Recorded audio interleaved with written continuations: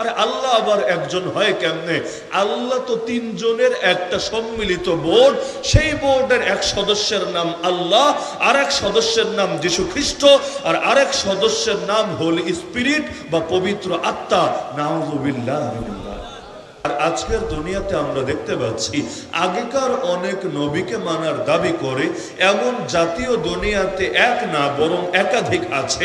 ইহুদিরা আজকের দুনিয়ায় এসেও দাবি করে আমরা নবী মুহাম্মদকে না বরং নবী মুসাকে মানি। খ্রিস্টানরা আজও দাবি করে আমরা নবী মুহাম্মদুর রাসূলুল্লাহকে না বরং নবী ঈসাকে মানি। তো যদি তাদের কথাটাকে আপনি তর্কের খাতিরে সত্য ধরে নেন যে হ্যাঁ তারা আমার নবীরে মানে না, খালি নবীর দিকটাতে তাদের দুর্বলতা আছে, বাকি সব দিকে তো ঠিকই থাকার কথা, কারণ তারাও একজন নবীর অনুসারী, তারাও একজন রাসূলের অনুসারী। আর দুনিয়াতে কোনো নবী ভুল দাওয়াত নিয়ে আসেন নাই, দুনিয়াতে কোনো নবী বাতিল মতবাদ নিয়ে আসেন নাই। তাহলে নবুয়ত আর রিসালাতের ইস্যুটা বাদ দিয়ে বাকি সব বিষয়ে তারা তো হকের উপরই থাকার কথা।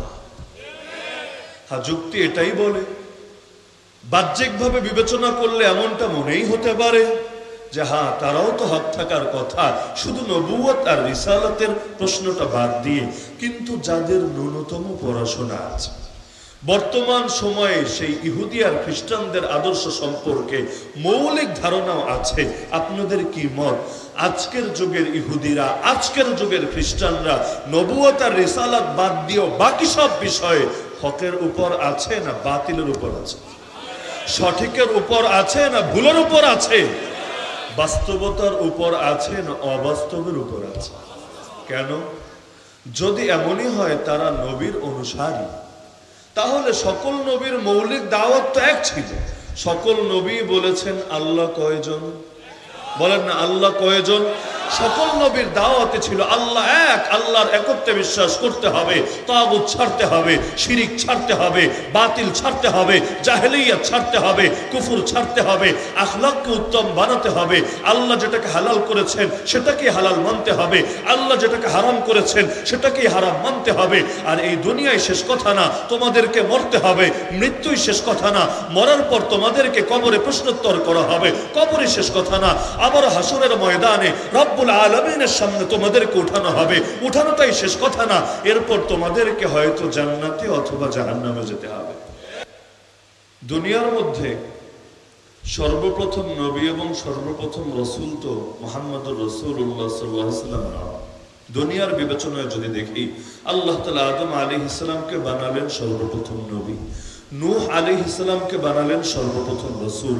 হাদিসের মধ্যে আছে কিয়ামতের দিন যখন মানুষ বিভিন্ন নবীর কাছে যাবে এই আবেদন নিয়ে যাতে করে নবীরা উম্মতের জন্য সুপারিশ করে, রাসূলুল্লাহ সাল্লাল্লাহু আলাইহি ওয়াসাল্লাম বলেন যখন তারা নূহ আলাইহিস সালামের কাছে যাবে তখন তারা এই বাক্যটাই বলবে, ইয়া নূহ আনতা আউয়ালুর রুসুলি ইলা আহলিল আরদ, হে নূহ আপনি হলেন পৃথিবীবাসীর উদ্দেশ্যে প্রেরিত সর্বপ্রথম রাসূল। তাহলে নবী এবং রাসূল, আমার নবীর আগেও তো অনেকেই আসলেন, সংখ্যাটা একেবারে কম না, সংখ্যাও তারা অনেক বেশি। তারা যেই দিন নিয়ে এসেছিলেন, যেই তাওহীদ নিয়ে এসেছিলেন, যেই আদর্শ নিয়ে এসেছিলেন, যেই শরীয়ত নিয়ে এসেছিলেন, আমি যদি ধামরাইয়ের মুসলমানদেরকে জিজ্ঞেস করি সেই আদর্শ সঠিক ছিল কিনা, সেই ধর্ম সঠিক ছিল কিনা, তাদের দাওয়াত বাস্তবসম্মত ছিল কিনা, সকলেই আমার সঙ্গে একমত হতে বাধ্য হবেন নিঃসন্দেহে তাদের দাওয়াত ছিল হক দাওয়াত, তাদের দিন ছিল হক দিন, তাদের শরীয়ত ছিল হক শরীয়ত। দুনিয়ার মধ্যে কোনো বাতিল শরীয়তের দাওয়াত নিয়ে, কোনো ভণ্ড ধর্মের দাওয়াত নিয়ে, কোনো ভুলভাল আদর্শ নিয়ে কোনো নবী বা কোনো রাসূলই আসেননি। আদম আলাইহিস সালাম যে আদর্শ নিয়ে এসেছেন সেটাও হক, নূহ আলাইহিস সালাম যে আদর্শ নিয়ে এসেছেন সেটাও হক, ইব্রাহিম আলাইহিস সালাম যে আদর্শ নিয়ে এসেছেন সেটাও হক, মুসা আলাইহিস সালাম যে আদর্শ নিয়ে এসেছেন সেটাও হক, ঈসা আলাইহিস সালাম যে আদর্শ নিয়ে এসেছেন সেটাও হক।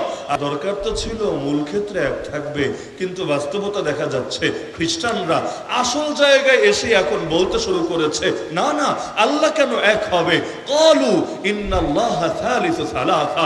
কোরআন জানিয়েছে আমার নবীর যুগে আরো ১৫০০ বছর আগেই এই বাতিল আকীদা ওরা পোষণ করতে শুরু করেছিল। খালি ভেতরে পোষণ না, মুখ দিয়েও বলতে শুরু করেছিল, আরে আল্লাহ আবার একজন হয় কেমনে? আল্লাহ তো তিনজনের একটা সম্মিলিত বোর্ড, সেই বোর্ডের এক সদস্যের নাম আল্লাহ, আর এক সদস্যের নাম যীশু খ্রিস্ট, আর আরেক সদস্যের নাম হোলি স্পিরিট বা পবিত্র আত্মা। নাউযুবিল্লাহ। খ্রিস্টানদের শিরিকটা বড় জঘন্য পর্যায়ের শিরিক। আল্লাহর সিফতে শিরিক না, আল্লাহ জাতে শিরিক। আল্লাহ সিফতে শিরিক মানে আল্লাহর কিছু গুণ বান্দার জন্য সাব্যস্ত করে যদি দিত, এটা হতো সিফতের শিরিক। যেটা আল্লাহর প্রাপ্য সেটা বান্দারে দিয়েছে, কিন্তু এতটুকুতেই না, বরং ওরা আল্লাহরই এক মানে নাই, আল্লাহর সত্তারই তিনজনের মধ্যে ভাগ করে দিয়েছে। বলবেন না নাউযুবিল্লাহ।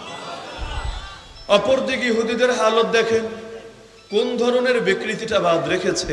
তাদের একটা গোষ্ঠী তো নবীর জামানায় বলতো ক্বালু, তারা বলতো উযায়রুন ইবনুল্লাহ ওয়া ক্বালাতিল ইয়াহুদ উযায়রুন ইবনুল্লাহ, উযায়ের হলো আল্লাহর পুত্র, অথচ উযায়ের কোনো নবীর নাম না। উযায়ের একজন বুজুর্গ ব্যক্তি ছিলেন, উযায়ের তাওরাতের হাফেজ ছিলেন।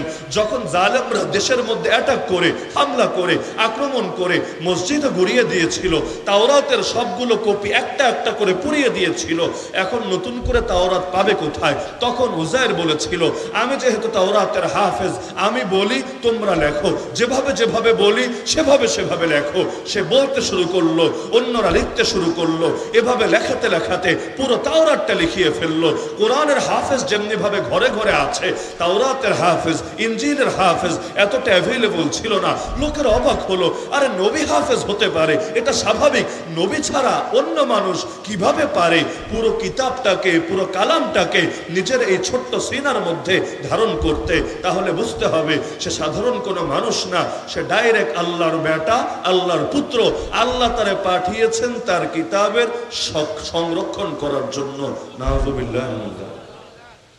তো এই যে এত এত বিকৃতি, তো মূল ধর্ম তো সহি ছিল, এটা নিয়ে কেউ দ্বিমত করবে না। মুসা নবী যখন দাওয়াত দিয়েছিলেন তখন তার ধর্ম সঠিক ছিল না ভুল ছিল? ঈসা নবী যখন দাওয়াত দিয়েছিলেন তার ধর্ম সঠিক ছিল নাকি ভুল ছিল? সেই সময়ে যারা এই ধর্ম মেনে, এই ধর্মের আলোকে আমল করে মরেছে, তারা জান্নাতি হবে না জাহান্নামী হবে? এই ব্যাপারে তো কারো দ্বিমত থাকার কথা না। তাহলে আগে সঠিক ছিল, আজ কেন ভুল হলো? আগে হক ছিল, আজ কেন বাতিল হলো? আগে বাস্তবসম্মত ছিল, আজ কেন অবাস্তব হলো? আগে জান্নাতে নিতে পারতো, আজ কেন জাহান্নামে যাওয়ার কারণ হয়ে গেল? মৌলিক একটা প্রশ্ন কি না এটা? এই বাস্তবতা যদি বুঝতে চান, আপনাকে এই একটা জবাব ছাড়া দ্বিতীয় কোনো জবাব আপনি খুঁজে পাবেন না। সেটা হলো, সবগুলো ধর্ম যেগুলো আল্লাহ দিয়েছিলেন কোনো না কোনো সময়, কিছু ধর্ম আছে যেগুলো মানুষ নিজেরা নিজেরা বানিয়ে নেয়, হোক সেটা ধর্মের নামে, হোক সেটা নাম ছাড়া। বৃক্ষ তোমার নাম কি, ফলে পরিচয়, নাম কি দিল এটা দেখার বিষয় না, কাম কি এটা দেখার বিষয়। তো দুনিয়ার মধ্যে যে ধর্মগুলো আজকাল চলে, এর মধ্যে কিছু ধর্ম এমন যেগুলো একযোগে আল্লাহ দিয়েছিলেন, আজ তারা বিকৃত করে ফেলেছে। আর কিছু ধর্ম এমন, এগুলো কোনো যোগেই আল্লাহ দেন নাই, শুরু থেকেই ওরা নিজেরা নিজেরা বানিয়ে নিয়েছে। তো এখন যে ধর্মগুলো আল্লাহ দিয়েছিলেন এক সময় সঠিক ছিল, আজ কেন ভুল হলো? যদি এই প্রশ্নের উত্তর চান, একটা উত্তরই খুঁজে পাবেন, একমাত্র কারণ হলো বেদাতের জন্য। বেদাত বুঝেন?